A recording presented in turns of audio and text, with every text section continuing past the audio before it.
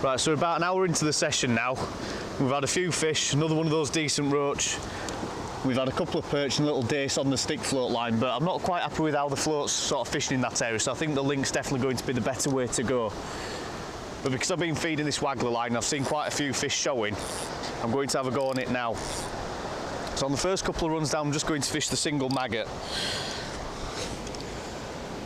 Then if I'm getting pestered with small fish, or I'm confident there's a few better fish there, that's when I'll switch to fishing the tares. We've also had a bit of an upstream wind start to pick up as well, which has made the stick float fishing, or the presentation on the stick, much more difficult, I should say. Bite straight away as soon as that went in.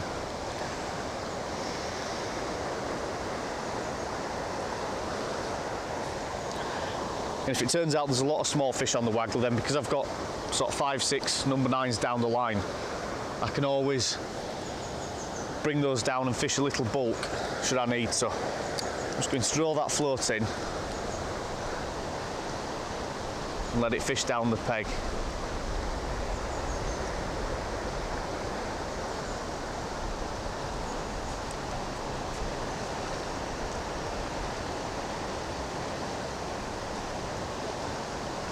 So again, the same principle as when I was fishing the stick. I just want to see how this float's going to fish. Then see if I need to make any adjustments at all. Might have to take a bit of weight off the float just to make sure it registers when it's going into that turbulent water.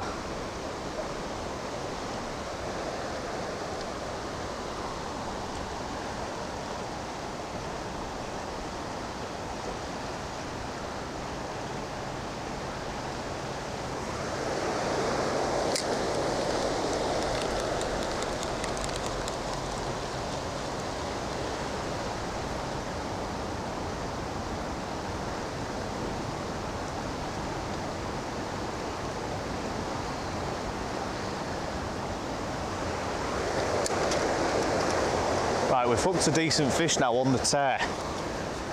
Not sure what this is yet, but I've just been sort of playing around for the past sort of 10-15 minutes to try and suss out where best the float's running down the peg.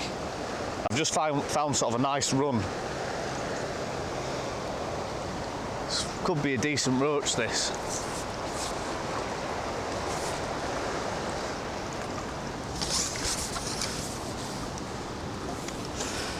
Here's another, no, actually it's a nice little chub this time.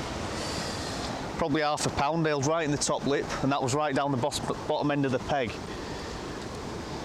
And as I say, it's part and parcel of river fishing is this, especially on a peg where you've got a lot of variation in pace.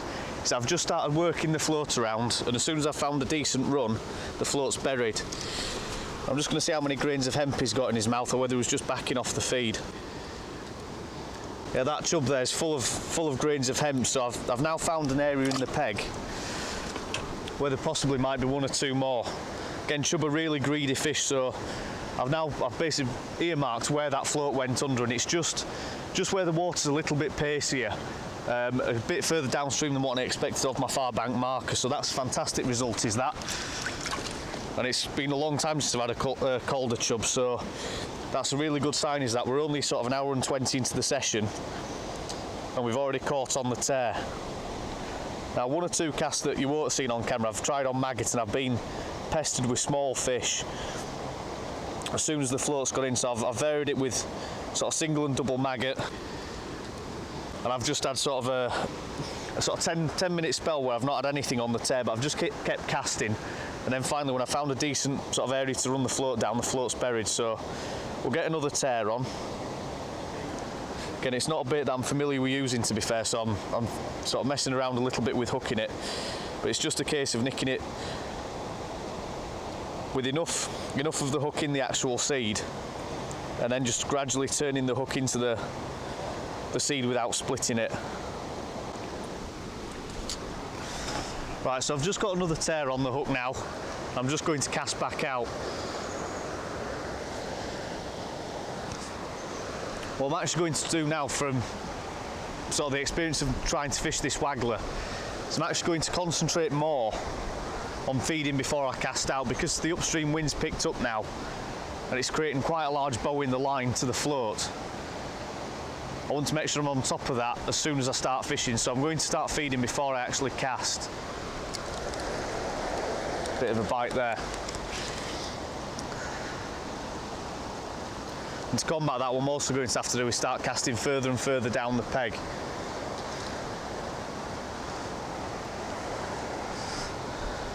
Again, being that I'm catching on tears now, I may well look to step up in hook size. Just means hooking the baits a bit faster, and also because it's a pretty hard bait, you don't have as greater ease of striking through the bait as you do, say, with maggots or anything like that.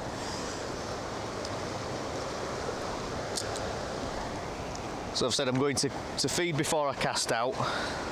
Decent pouch full of hemp, because especially if there's chub in the peg, I want to make sure that they're occupied and kept well fed.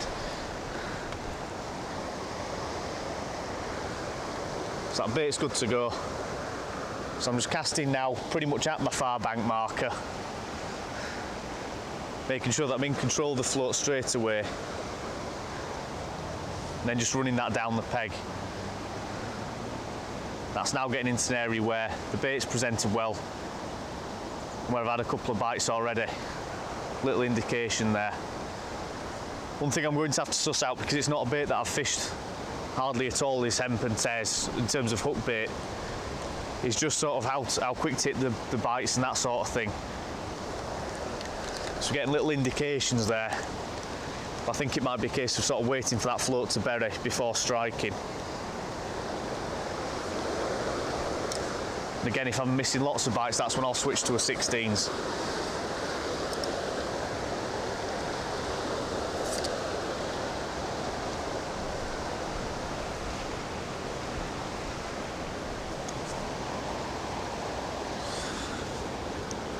But I'm pretty sure now that I'm catching on the tear that the maggot hook bait is probably going to be out of the question. Again, but it could be the case that as the fish might get clued up and I might start missing more bites or not getting as many bites on the tear, and that's when I'll switch back to the maggot.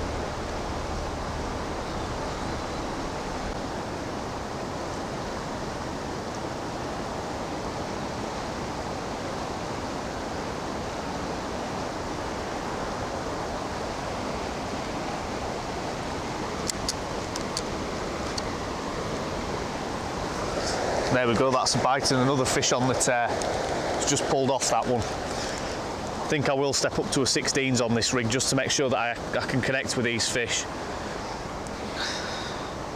There's definitely a few in the peg now, feeding quite well. I'll just try one more on the 18s, and I'll switch over to a 16, and hopefully we should start connecting with a few fish. It's interesting as to where I'm actually getting the bites in the peg. They seem to be a little bit further down away from the feed. As soon as the float's going in, on top of where the feed's going in, there's a few small fish there. I'm getting the odd daft indication. And then once the tear's getting down to the bottom and running down the peg nicely, I think that's where quite a bit of the hemp has sort of settled on the bottom and is holding a few fish. So I think that's where we'll concentrate on and start casting more towards that area. Right, so a quick update now. We've been sort of playing around with the tears for a bit, but as the upstream winds increased, I've just had a little change of what I've been doing with the Waggler rig. It's important that when you're fishing and sort of the float's not going down the peg as you want, you've got to look to make a change. And what I've done here in this instance, fortunately with this rod I can put an extension in, so I've put a 1 foot extension in just so I've got that bit better line pickup and control. I've also upped the Waggler now to a 5 AAA, which might seem quite heavy for the distance that I'm casting, but the crucial thing is that a 5 AAA Waggler is not going to get drawn away from the the line that I wanted to run down as easily as the lighter 5BB that we started with, when we're looking at the combination of both an upstream wind and obviously the slack water on the inside, which is actually flowing upstream. So to combat that, I'm having to hold the rod quite high in the air, so obviously I have quite a lot of line being caught by the winds as opposed to the water in front of me. And obviously with the lighter Waggler, it's just starting to pull towards me. As I switch to this now, that float's running much truer down the peg and staying on line. First chuck, I've just had a little dace. And what I've done, just to make sure that I'm happy with how the float's sitting and bite registry, is I've actually switched over to fishing maggot again. So there's plenty of small dace topping in the peg. But I don't think it'll be long on this rig before I switch over to a 16s hook and revert back to the tears.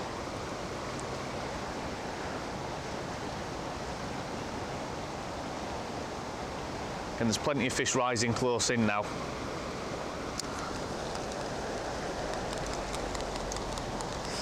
So it's just going to be a case now of plugging away with this.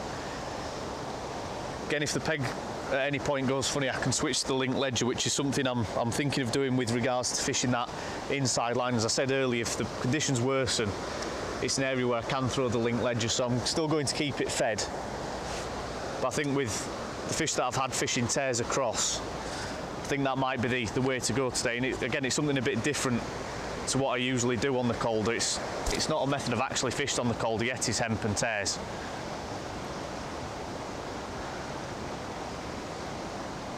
So I just want to see how well that fishes down here, and especially because, as I said earlier, I've seen those small fish rising.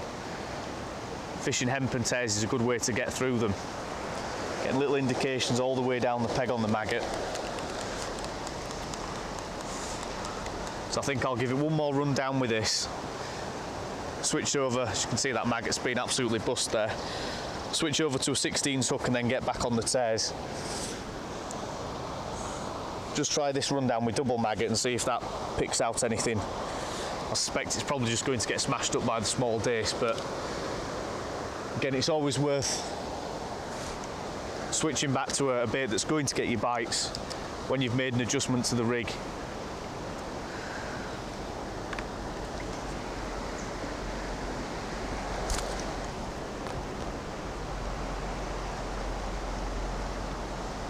As well as that, what I've also done is change the shotting around just to make sure I've got a bit more float showing, just so I can fish again a bit further into that pacey water and also distinguish the bites a little bit more clear.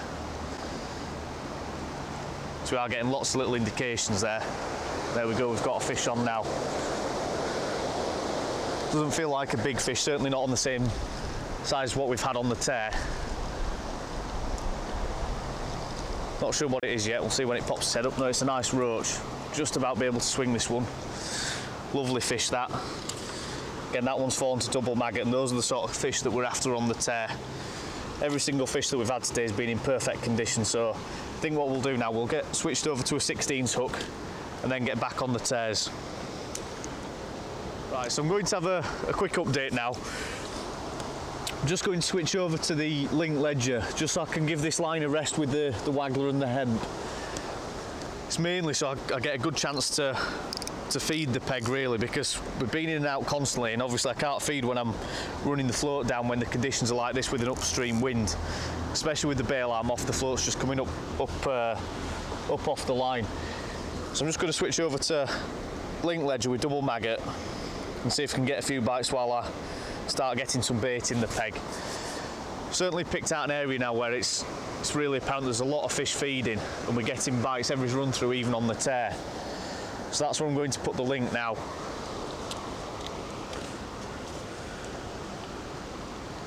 I think a lot of the fish that are there are small fish, so see bite straight away on the link.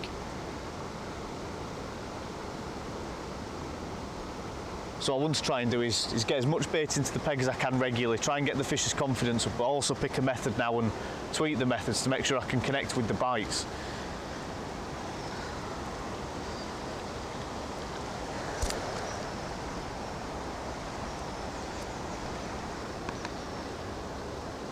Again, we've had a good mixture of species with this. We've had a chub, a few dace,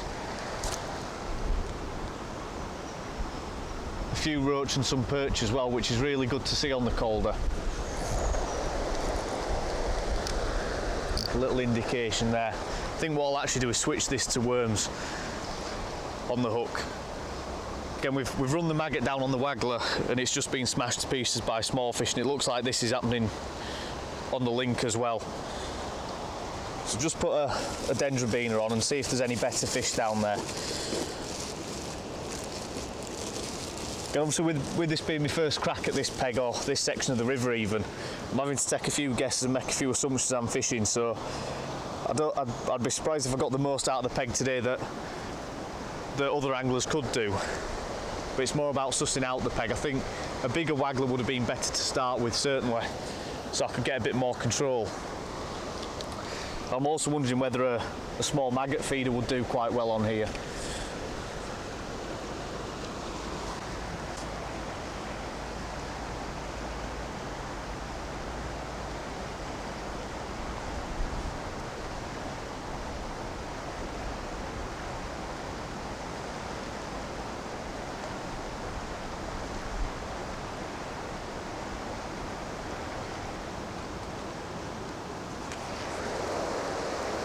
Right, we've just hooked another fish now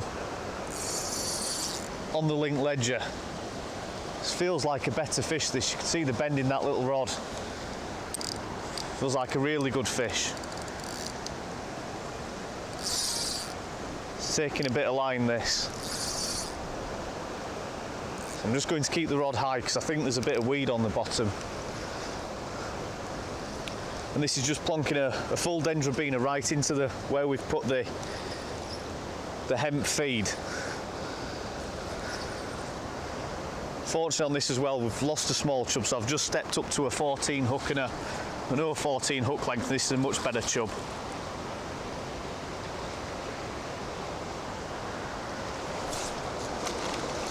And there we go. It's a cracking fish, that. Easily £4. So I'll just pop the hook out in the net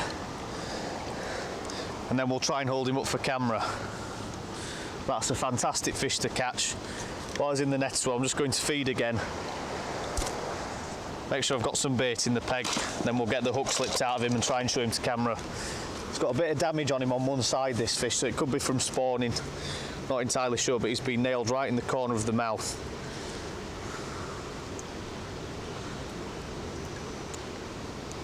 Let's get a slightly smaller disgorger. That's a fantastic fish, is that. Again, just by switching up the presentation, I've had a chub of that size. Definitely a bit bashed up from spawning, but that's a cracking fish, is that.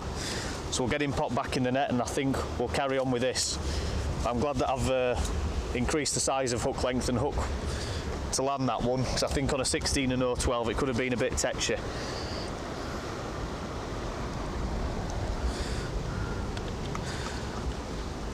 That's a fantastic fish, is that.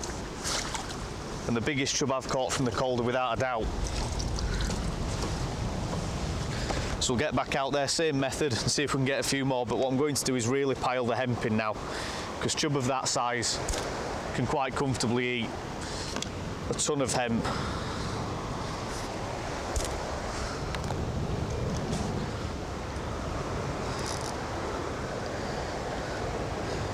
Again, really nice little pull round and a drop back, and it's amazing with big chub how finicky they can often be. And that's when light rods and fishing with a bit of finesse like this can really pay dividends. So it wasn't a case of that fish wrapping the tip round, it was just a little pluck and a drop back.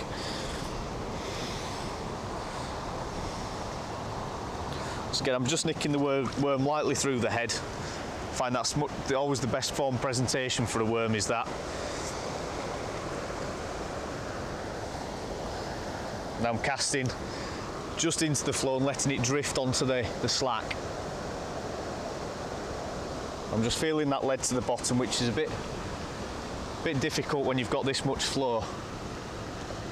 Then because I'm in the faster water, I'm just paying out a foot or two of line just to make sure, as I say, that lead's actually on a slack line, or a bow I should say.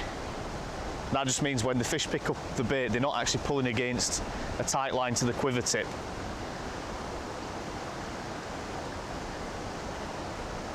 say, so the line's slack, and then what you'll see is a little pluck and then a drop back. That's when you've got a fish on.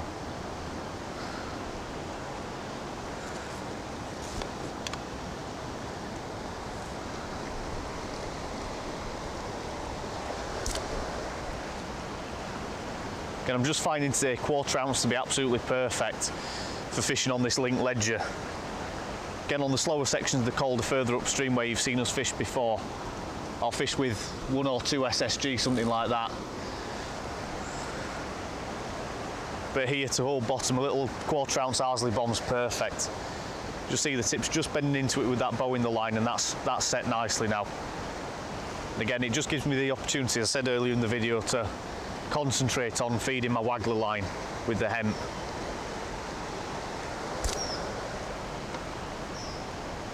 And you can see I'm putting in full pouchfuls, and I've cut out the maggot feed completely now because of the small fish in the peg. On the Waggler, when I fished with double maggot on a 16, I've even had some tiny sort of 1 ounce dace. And I want to try and avoid drawing those into the peg. Again, one thing that's got me thinking with this area of the river, especially with the chub and the quality of roach that I had earlier, is I think definitely it would be worth fishing sort of large bits of bread flake. I think that'd sort out some really good quality fish here.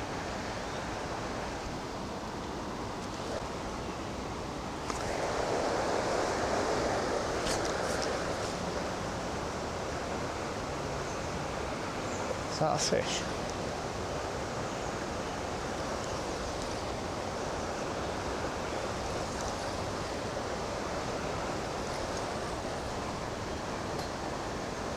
Oh, I thought I got a snag. I think it's a fish. We got here. Look at that for a grayling. Right, I've just had another fish now on the worm. I thought it was snagged up because of the way it was fighting. I thought I might have hooked sort of a reed or a bag or something, but this is an absolutely colossal grayling this time round. Stunning fish. Really strange how it fought. As I say, it came in sort of like a wet paper bag, but once he's calmed down, we'll slip the hook out of him and show him to camera. That's easily a pound, pound and a half grayling, that, maybe more.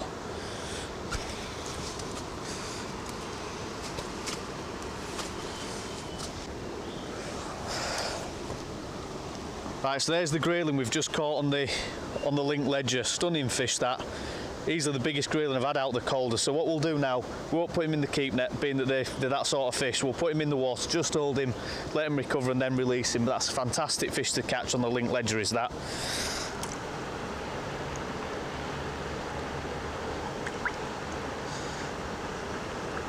You can always take care of grayling when you've caught them, because they do take quite a while to recover.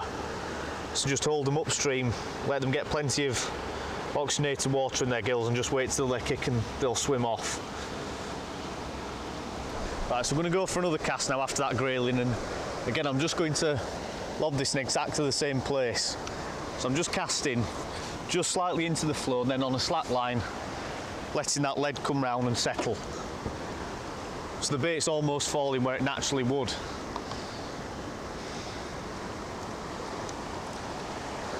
Like I say, within 2 chucks on that, I've had a chub about sort of 3.5, 4 pounds, something like that, and a grayling that's 1.5 pounds, maybe even 2. I definitely think by feeding hemp, that's what's attracted the bigger fish into the peg, and nice positive pull on the tip there. Just give that a bit of slack line now. So then whatever had hold of that must have just felt the quiver tip then. I'm saying I definitely think the hemp feed's been the way to go. So we've had a couple of decent stamp roach, a few perch, few dace, and like I say, that big chub and the grayling as well.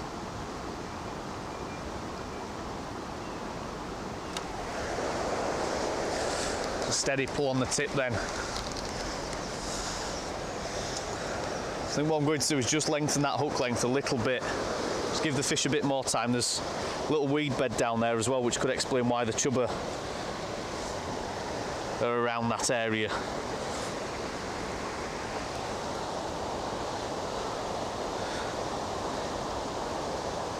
But again, this is one of the advantages of setting up a link ledger, is it can be used to catch some really big fish.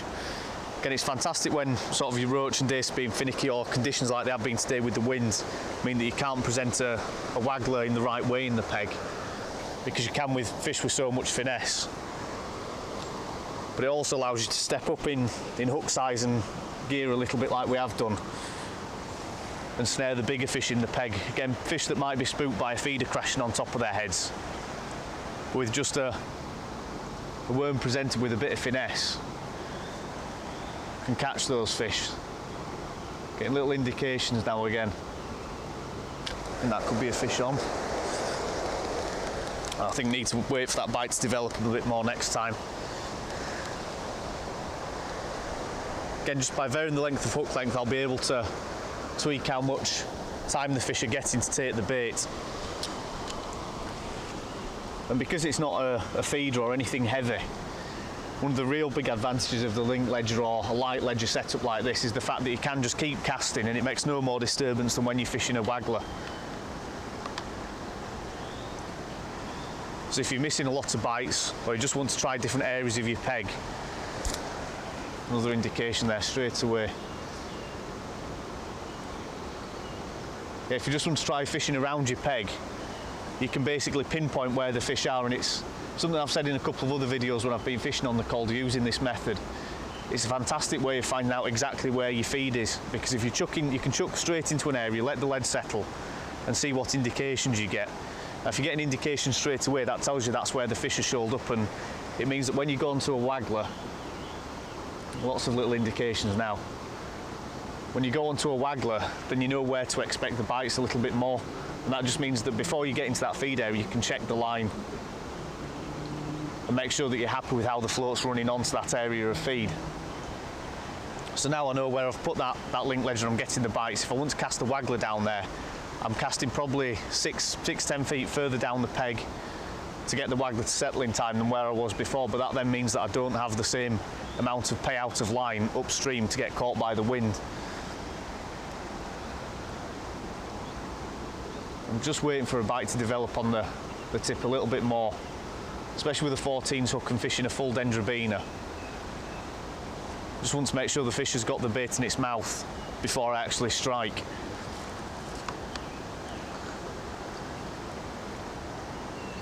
Again, that also factors into how I actually hook the worm.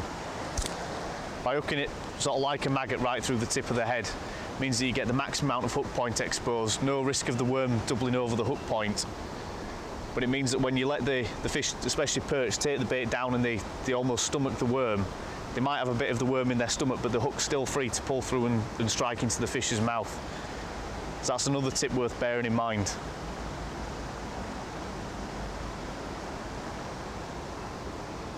Just going to reposition that and check the bait.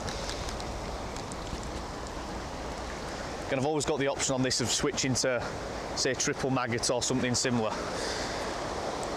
There's been fish attacking that constantly.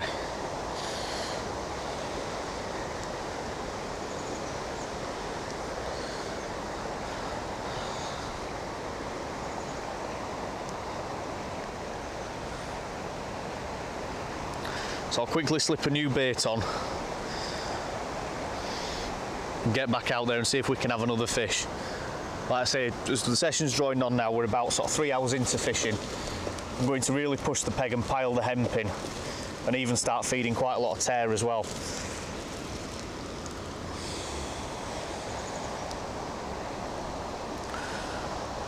So again, just nicking the worm nice and lightly through the head.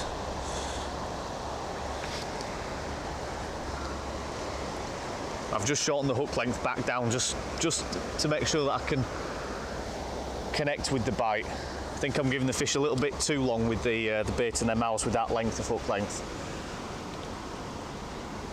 So I'm just going to shorten it down and vary it. Again, when it comes to this rig, that's the advantage of using float stops rather than having a fixed length of hook length. Just means that the rig's a lot more versatile. And on some days you might end up fishing with a 4 or 5 foot hook length to get away from the lead. On other days you might end up fishing with just sort of 12-inch hook length if the fish are right on top of your feed and you want to nail a bait right to the bottom.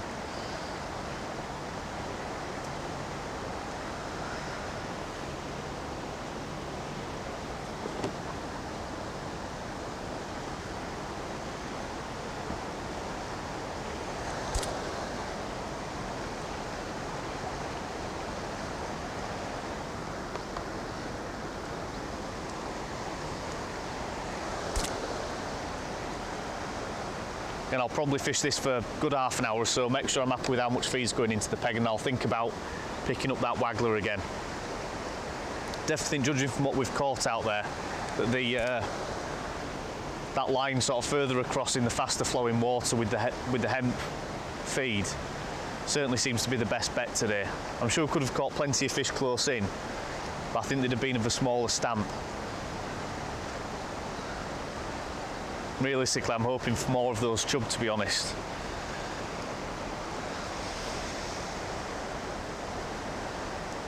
Again, if I'm not getting any bites from casting now, because I've had a couple of decent fish, I might start casting a bit further down the peg. Again, that can always be the case, that the bigger fish will back off right down the bottom end of your feed. Right, so I've had 2 quality fish on the link ledger, but the bites have suddenly gone a little bit funny.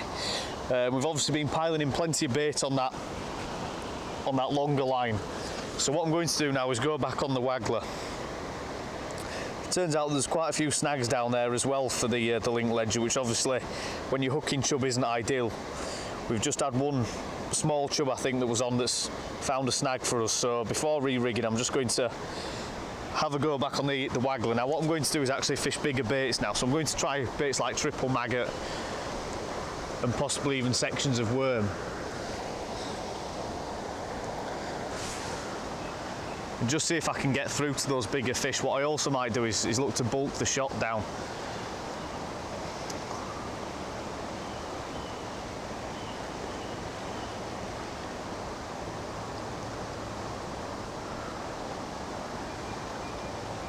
But see, with it being our first attempt at this section of river, and no prior knowledge of how to fish it as we are today, can't be too disappointed with what we've had in the space of, what, 3.5 hours fishing so far. It's been really interesting. Obviously, we've had a bit of a chance to try different methods and different baits, but I certainly think this is the kind of peg where, again, those maggots being absolutely smashed to pieces, where when the fishing's good as it is today, you can really pile the bait. And I certainly think if I'd have come up with a plan at the start, you know, this could have been one of those days where £20 plus would be on the cards.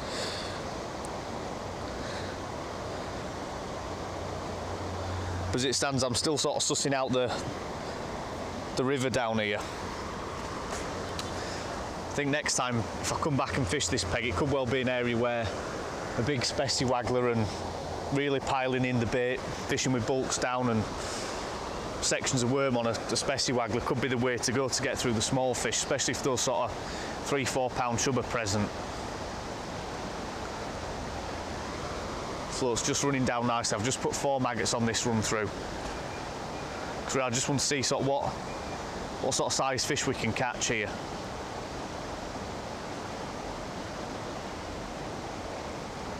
A little indication there. And that's why my thinking's going down the lines of sort of a specie waggler type approach on this peg, and fishing a more robust hook bait just to get through the small fish. It's completely different to sections further up on the Calder where I'm used to fishing, where sort of you're working for every single bite. Again, there's loads of small dace in the peg.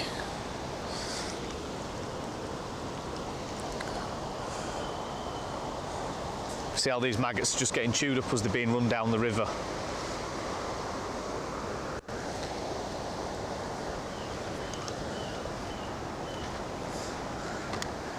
But it's nice on the Calder to have a bit of a change to what I'm used to on the upper stretches, where you can actually really attack the peg with plenty of bait and sort of fish much heavier gear.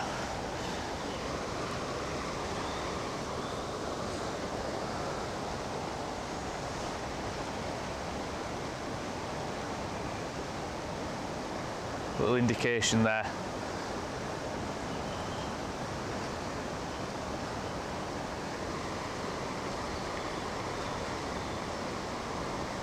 I certainly think on a day where I could get better presentation, I'd be more inclined to fish for the roach, and possibly on the peg further down from this, it looks like there's much more consistent flow and possibly an area where you might even be able to get away with fishing the pole.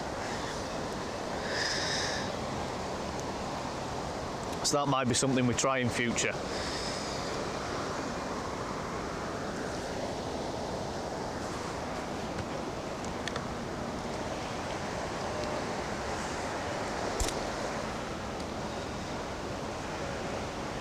And I'm sure if I could have got into a good rhythm or fished a peg where I could continually run a stick float down, with what's been in front of me today, you could probably catch all day a bite chuck sort of thing. But with the upstream wind that we've had today, and obviously not knowing the river particularly well, I wanted to try different methods. I've not really concentrated so much on the stick.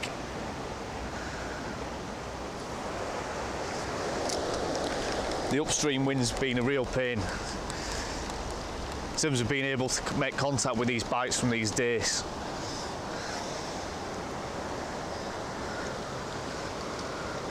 So I think next chuck I'm going to go back onto the hemp, or the tear I should say, and see if I can hit a few bites on that.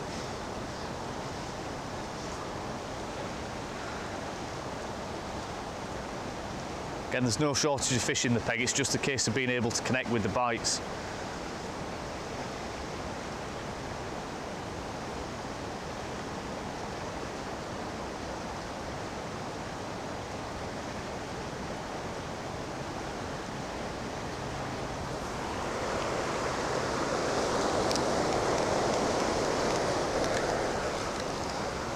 Feels like we've got a small fish on now.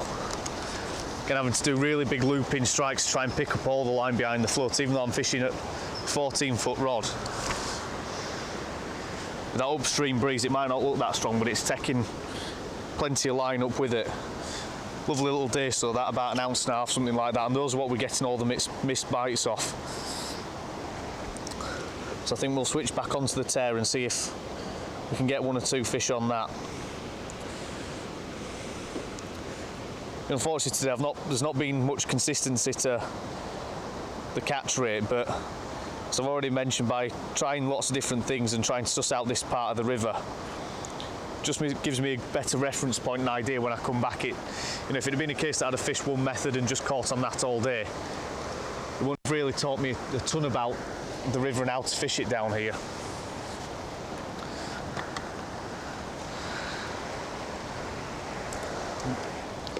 Try again with the feed.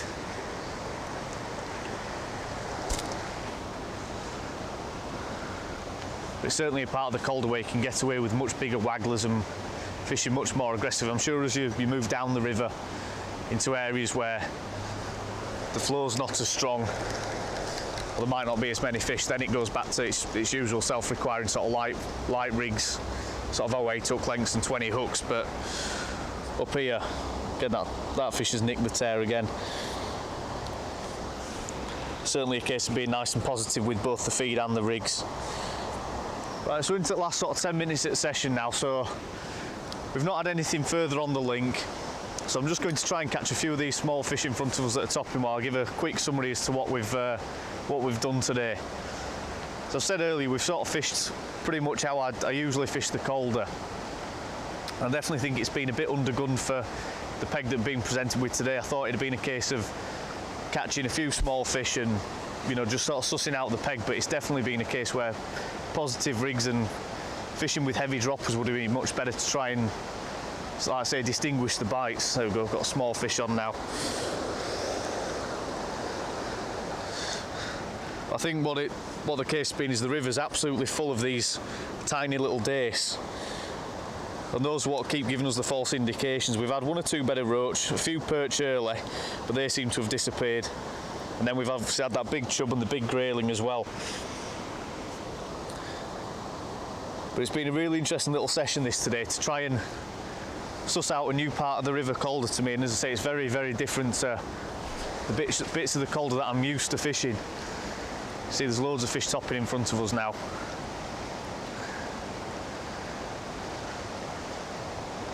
I certainly think in this peg especially, sort of fishing a loafer float, probably moving a bit near to the sort of secondary weir that we've got above us here, would have been a better shout if we hadn't have had the cameras and fishing, like I say, big baits and really attacking the peg.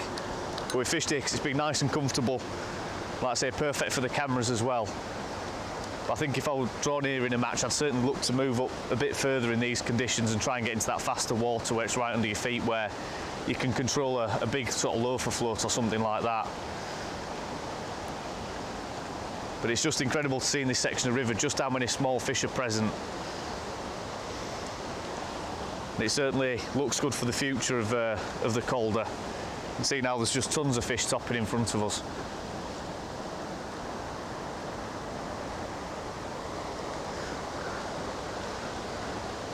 So I think what we'll try and do is try and get one or two more small fish to end on. There's a bite now on a fish. It's a nice little perch. I think what we'll do is we'll call this one the last fish. Lovely little perch, nailed right in the top lip, about 2 ounces or so. So I think what we'll do as the light starts to fade, we'll call that the last fish, slip him in the net and have a look at what we've caught. Right, so we've just released our catch there. You'll see a few pictures of them on the screen. It's been a fantastic little session today down here on one of the new Murfield stretchers to me. And like I say, it's fantastic to catch a real variety of fish, a great variety of sizes. We've had fish from sort of half an ounce, dace, roach like that. We've had a few roach about 6 to 8 ounce. We've had a few perch, and equally that big chub that must have been somewhere, if not over 4 pounds. We've also had that big grayling as well. So a real mixed bag, and like I say, it's given me a chance to fish a few different methods and try and suss out a new part of the Calder to me. I mean, the most apparent difference is there's a lot more fish down here compared to where I'm used to fishing further up. So I certainly think more positive rigs and a more positive approach would have been better today on this peg, but can't complain with 8, 9, 10 pounder fish that we've had today in only sort of 4 hours fishing. So like I say, it's been a fantastic session here. Thank you for watching as ever. Don't forget to subscribe, and we'll see you on that next episode.